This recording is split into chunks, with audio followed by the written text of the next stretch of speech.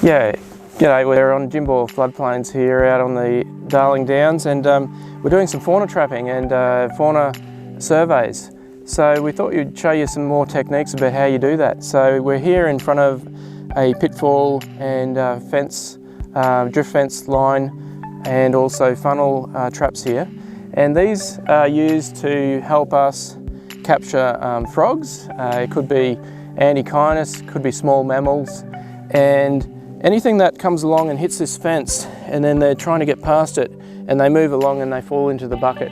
So I guess, Christina, what about the funnel net? How do they get used and what are they for? These funnel traps target your snakes and skinks and other little reptiles. Basically they crawl inside the funnel and then get stuck in the bottom of it. Right. So they hit the drift fence and then they move into here and then they get caught in there. Right. So then basically you can find them kind of in the bottom of this trap. Excellent. And I guess it gets a little bit scary when you get an eastern brown or something in there and you have to release it. That's probably where it gets a little bit tricky. But we haven't had that before. Usually no. It's just small little snakes. That's so, right. And have we been getting much luck with our pitfall traps this trip? We've had a frog and a planigale in them so far. Right, okay, excellent. So it has been working. Yes. And it takes a bit of effort to set this up, doesn't it? There's a little bit of physical exertion. You've got to put your back into this work to get it in, and that's okay though.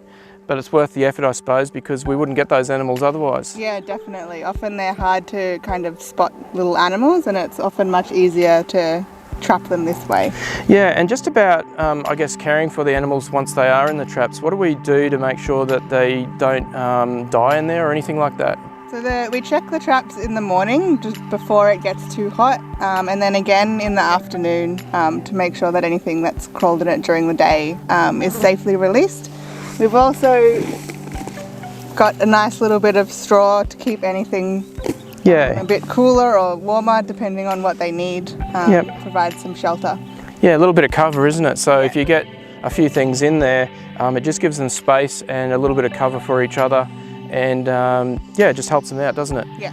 So I guess these get checked straight away in the mornings and then they get not used during the day, and then we check them again at the evening just to make sure there's nothing in there, and then leave them overnight. So, okay, and it's great, and we're out on this floodplain here, and I suppose it's just been beautiful actually with this recent rain, so we're hoping we get some good activity by this rain and all the new growth that's on the floodplain here.